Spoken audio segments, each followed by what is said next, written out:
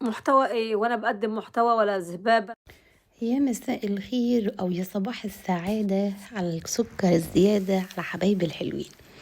حبايبي جبت لكم مقتطفات كده لأنها برضو بيقولوا في مثل يموت الطبال وصوابعه بتلعب.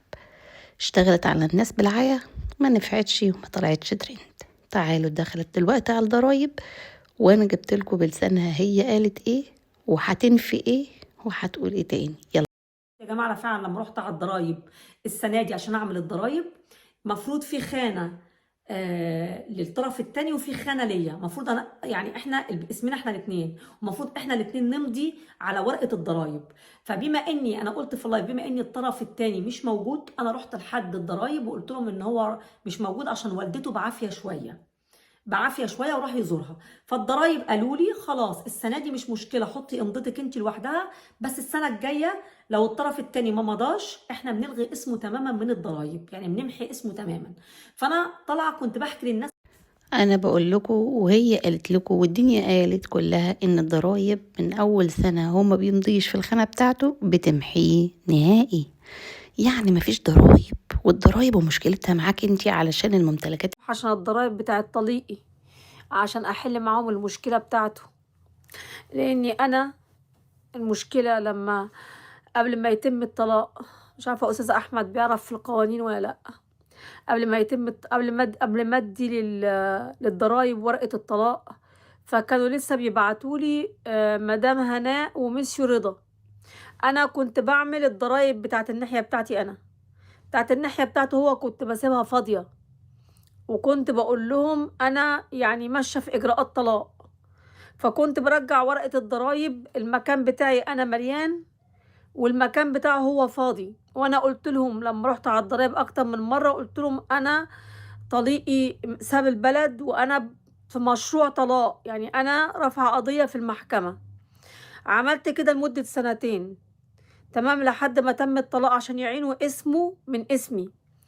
المكان الفاضي اللي انا كنت بسيبه بتاع الاستاذ، انا ما كانش موجود بفرنسا اصلا، يعني ما كانش موجود عشان احط اي حاجه ولا اعرف كسب ايه، او اكيد ما كسبش حاجه، طبعا اكيد ما كسبش حاجه انه مش ما كانش داخل البلد في السنين دي.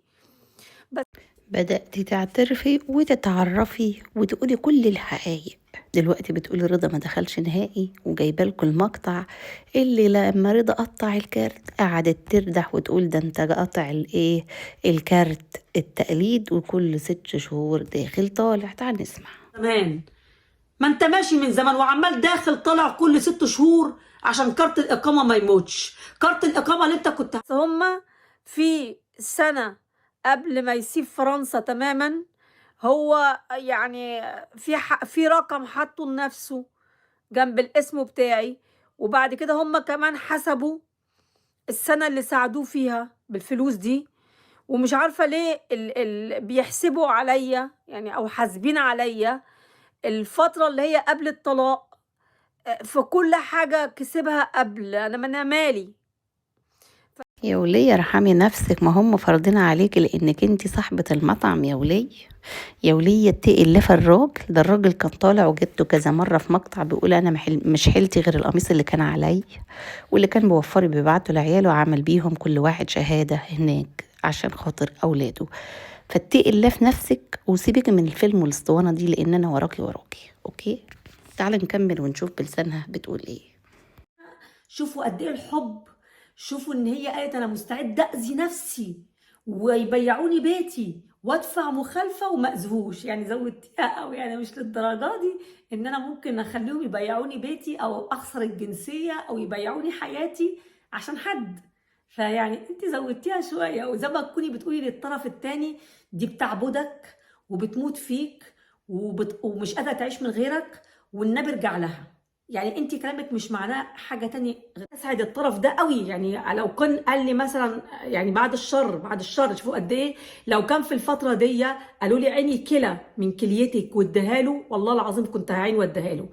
في المقطعين اللي السابق واحدة كان بتقول ممكن أبيع كل حاجتي علشانه، والمقطع اللي قبله بتقول لرباب لما انت عملت فيديو قلتي له عشان تترجيه ان يرجع لي، بس قالت لها مش للدرجة دي ان انا ابيع بيتي وبيع إقامتي وبيع حياتي علشان شخص، لأنها كان متأكدة إن رضا مش راجع لها. طب تعالى ما نكمل المقطع التاني. قالت لي لو عايزه تطلقي في الوقت الحالي طلاق الاميابل، او تعملي مثلا حاجه اسمها انولي دي مارياج او انولاسيون دي مارياج، ممكن، بس الاثنين لازم لو هتعملوا على اميابل لازم يكون الطرف الثاني موجود ويمضي. فطلبت مني من 2800 ل 3000 يورو، وانا داخله بساعد واحده من بناتي، فقلت مش هدفع المبلغ ده دلوقتي. فقالت لي يا اما تستني سنة. عدى دلوقتي 5 شهور، قالت لي تستني لما تكملي سنة وبعد كده تجيبي شهود معاكي ان كان حد من الجيران. قالت لي وافضل يكونوا الجيران اللي ساكنين جنبك عشان هيبقى شهادتهم قوية، وتثبتي مع الشهود اني الطرف التاني ما كانش عايش معاكي بقالك سنة كده، هيبقى تكاليف الطلاق قليلة وهتطلقي اوتوماتيك. بس انا الست المغربيه اللي بعتت لي قالت لي لا، ما تستنيش لما يتم سنه ويجي الطلاق اوتوماتيك، لازم برضو تعلني للدوله ان الطرف التاني ما بقاش عايش معاكي عشان ما تحطيش نفسك في خطر، وعشان توضحي للدوله حسن نواياكي، و يعني تبيني حسن نيتك علشان ما يمسكوش عليكي حاجه، عشان لو حصل كنترول او كده يبقى انت الجواب بتاعك دليل بيثبت حسن النيه. جبت لنا المقطع ده ليه يا ام يوسف؟ قلت لكم جبت المقطع يا بنات علشان خاطر من باب افكركم ونكد عليها. خلاص، معنى الكلام في المقطع اللي قبل ما انا اسجل فيه ده ان هي لما ذكرت واتطلقت والمغربية قالت لها كمان لازم تثبتي انه مش موجود معاكي وتتطلقي على ورقة لغاية ما المحكمة تحكم لك، ده كله علشان لما ينعمل عليها كنترولة يعرفوا ان الراجل ده خارج البلد او مش منفصلين، يعني منفصلين خالص. اوكي، يعني لا في ضرايب ولا في ورقة، وزي ما قالت بلسانها الخانة الفاضية بيسقطوا الضرايب من عليه طالما ما مضاش السنة دي او اللي وراها. اوكي، طيب لما يجي رضا قبل كده وقال انا مش حلت غير القميص، افتكرتوا المقطع اللي قال لكم فيه ونزلته كذا مرة انا مش حلت غير القميص اللي عليا؟ طيب ده كله واللي بنعمل فيها ده كله، وقالته قبل كده وهي في المول وماشية، قالت هو بيحصل لي كده في السنة مرة لأن أنا بدفع ضرايبي مرة واحدة كل سنة. فده اللي تعبها يا حبايبي. والله قلت لهم خرج من البيت، وكانوا بيبعتوا برضو الضرايب باسمي واسمه مدام ابو العيلة ومسيو ناصف، وانا حتى عملت في الديكلاراسيون سيباري، كنت بعمل سيباري، اعمل على الخانة سيباري، وكنت بروح بنفسي على الضرايب اقول لهم ان احنا، يقولوا لي طب فين ورقة الطلاق، اقول لهم ان انا رافعه قضية، لسه ما حصلتش على ورقة الطلاق بس هو مش موجود معايا، وكنت بفتكر ان المشكلة اتحلت خلاص. والله العظيم يا جماعة ده اللي حصل، انا فكرت ان كانوا بيقولوا لي اوكي وكده مفيش مشكلة، بس هم اخدوا فلوس من حسابي، ولما رحت سألتهم قالوا لي ان الاستاذ كان عايش معاه، اقسم بالله العظيم والله ما بكذب عليكم ان اخدوا فلوس من حسابي وقالوا لي هنرجعها لك. قلت للراجل انا متطلقة، يعني انا كنت هناك شوية وهعيط، قلت لهم انا متطلقة من ديسمبر اللي فات، وانا ادفع عليه على حاجة قديمة بتاعت السنة اللي فاتت، ما كانش موجود معايا. قال لي ما كانش عايش معاكي، قلت له مش اصلا مش داخل فرنسا اصلا، هو مش داخل فرنسا اصلا، قلت له ابحثوا عليه مش هتلاقوه داخل فرنسا. طب نجيب المقطع اللي طلعت فيه من العربية وكنت لابسة أصفر وقلت إن هم أخدوا منك مبلغ وبلسانك وقالوا لك هيرجعوه لك تاني، بس خلي بنتك تكتب لهم جواب، وقلت هروح اخلي بنتي تكتب الجواب وتبعته، والراجل طلع متفاهم معايا وهيرجع لي فلوسي تاني. اجيبه من باب ذكرهم ونكد عليكي؟ يلا لكم كده لقيتهم واخدين فلوس من حسابي ويقولوا لي هو كان زوجك، البنك يقول لي انت مسؤوله عشان كان زوجك، والضرايب انا مسؤوله عشان كان زوجي، يعني انا عشان كنت متجوزه واحد ادفع بالنيابه عنه، لو ما لقوهوش هو يخشوا على حسابي انا ياخدوا مني انا، هم لقوا الحساب بتاعه مقفول، لقوا الحساب البنكي بتاعه مقفول، يعملوا ايه؟ يجوا عند الغلبانه انا اللي كنت متجوزاه ياخدوا مني انا، طب وانا ذنبي ايه؟ قال لي ما تقلقيش. الراجل وقعت مع موظف طيب جدا، قال لي ما تقلقيش هنرجع لك فلوسك، بس لازم تكتبي جواب. اكتبي جواب وحط لنا فيه الورقه الاصليه بتاعه الطلاق. وقال لي هو البيت ملكك انت، بتاعك انت لوحدك، ولا هو اسمه معاكي في البيت؟ قلت له لا، البيت بتاعي، وانتوا عندكم الورق اللي بيثبت ان انا البيت ملكي.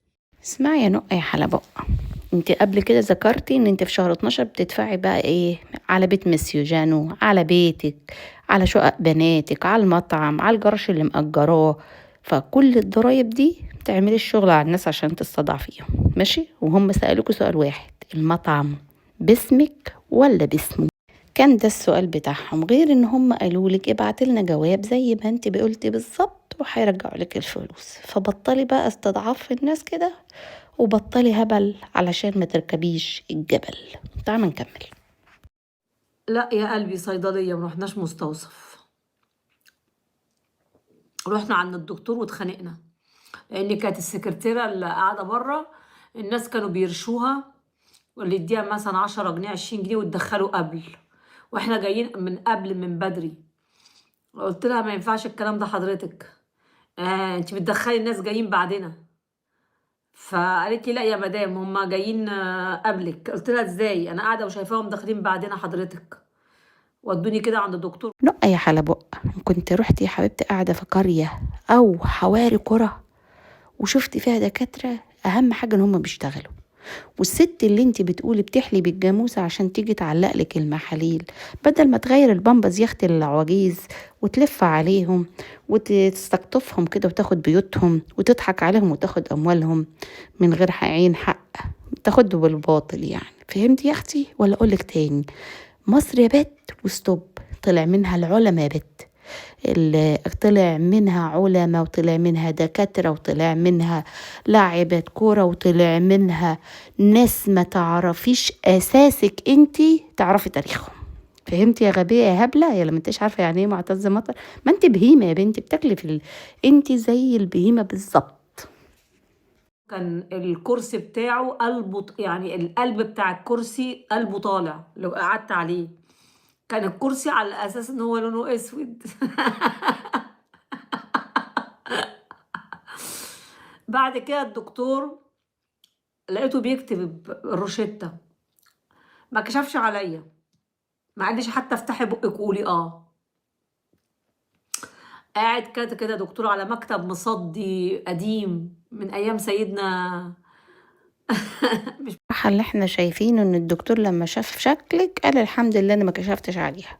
شاف شكلك وشاف منظرك، عرف اخرك محلول معالجة الجفاف، لان كان عندك جفاف اساسا من وانت لسه بيبي وما تعالجتيش منه، ممكن يكون هو ده اللي اثر على دماغك يا بت. واخده بالك يا اختي ولا مش واخده بالك؟ وبعدين ترجعي تقولي من ايام سيدنا؟ يا نهارك اسود يا بعيده. من ايام هتلر.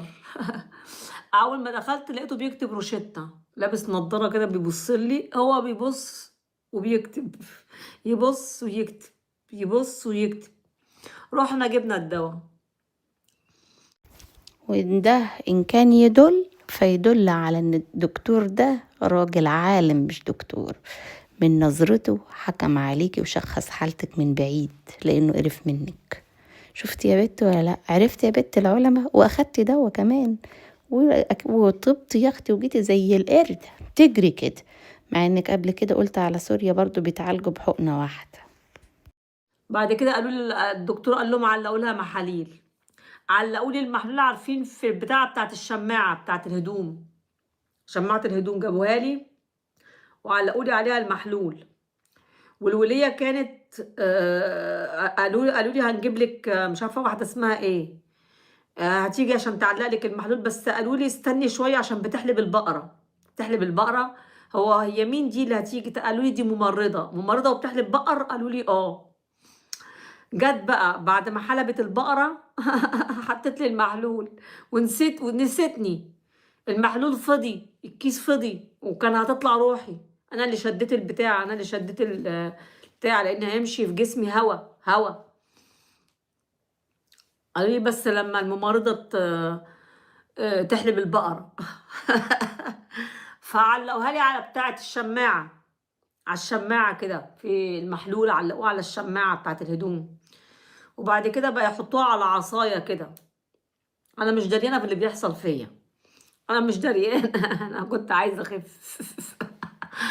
قلت اي دواء والسلام. اي دواء. يا اختي كنت عمال تشكري في فرنسا ومش فرنسا وفرنسا، ولما سحبوا منك فلوس الضرايب عمال بتبكي ورحت تجري للراجل وتقولي لي انا توسل اليك انا مطلقة. يا بيت يوم دلوقتي بقى جاية تقلبها على مصر وعلى عيشتك مع رضا اللي كنت هتضحي بكليتك وعينيكي وقلبك عشانه يا اختي. وبعدين مش بنت اخته دي يا بت اللي بتعلقلك اللي هي الممرضة بقت دلوقتي بتحلب البقر. سلام. والله كويس ان الناس عايشة، كويس ان الناس عايشة، مفيش يمكن نسبة. كويس ان الناس عايشة بقى. مريت ما انت نزلت يا بت وما عرفتيش تصرفي وتاكلي زي الناس اللي عايشة في مصر يا بت، وطالعة بلسانك تقولي انا لما كنت اطلع 500 جنيه كنت بتعب لاني متعودة على اليورو. الله يرحم ابوكي يا اختي. اموات كتيرة. لا والله كنت بسمع كل يوم واحد ماشي كنت بسمع كل يوم واحد ماشي بالميكروفون. بعد ما كانت تعدي الممرضة يمكن اللي بتحلب البقر دي، كل يوم بيعدي الراجل بتاع الموتى، توفى إلى رحمة الله الحاجة كذا كذا. ده الطبيعي يا متخلفة في القرى، ده الطبيعي في القرى وفي المدن وكل حاجة، علشان الناس تروح تأدي صلاة الجنازة على الميت ويخففوا من سيئاته ويدعوا له طول ما هم ماشيين في الجنازة. بس للأسف يا حبيبتي انت ما تعرفيش كده، انت تندفني جنب مين؟ جانو وجوني. اوكي.